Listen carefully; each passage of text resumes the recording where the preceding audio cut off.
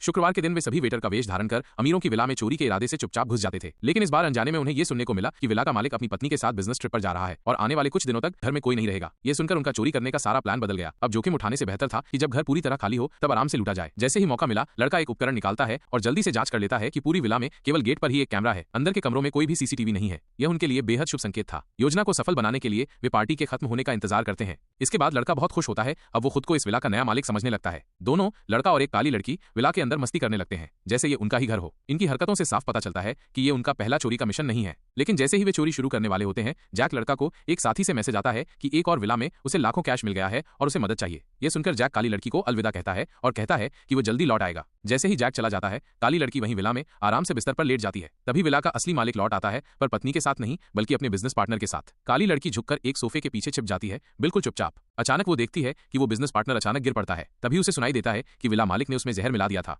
क्योंकि वो उसे नापसंद करता था और उसका इरादा उसके शेयर हड़पने का था। जहरीले पदार्थ को वाइन ग्लास के नीचे बड़ी चालाकी से छिपाया गया था। घबराहट में काली लड़की का वाइन गिर जाती है और आवाज सुनकर विला मालिक को घर में किसी और के होने का शक हो जाता है। वो तुरंत अपने मोबाइल से पूरे विला को लॉक कर देता है और एक सिग्नल ब्लॉकर चालू कर देता है जिससे लड़की के मोबाइल का नेटवर्क बंद हो जाता है। अब विला मालिक बंदूक लेकर लड़की की तलाश करने लगता है। लड़की फिर से सोफे के पीछे छिप जाती है और सांस रोककर बैठी रहती है। जैसे ही मौका मिलता है, वो तुरंत उठकर ऊपर की ओर दौड़ती है। वो एक मंजिल पर पहुंचती है और बाहर का दरवाजा खोलने की कोशिश करती है, लेकिन वो बंद होता है। अब घबराकर वो कुर्सी खींचकर कांच के दरवाजे पर मारती है, लेकिन ये गलती उसकी जगह को उजागर कर देती है। डर के मारे वो तीसरी मंजिल की ओर दौड़ती है, लेकिन वहां भी सभी दरवाजे लॉक होते हैं। फिर भी वो हार नहीं मानती। वो वेंटिलेशन डक्ट, हवा के पाइप को खोलती है और रेंगते हुए छत तक पहुंच जाती है। पर वहां पहुंचकर देखती है कि इतनी ऊंचाई से कूदना उसके लिए आसान नहीं होगा। लेकिन अब विला मालिक को भी उसकी लोकेशन मिल जाती है। कोई चारा न देख वो छलांग लगा देती है और सौभाग्य से नीचे स्विमिंग पूल होता है जिससे उसकी जान बच जाती है। लेकिन जैसे ही वो बाहर निकलने की कोशिश करती है, एक बड़ी सी पैर उसके सामने दिखाई देती है।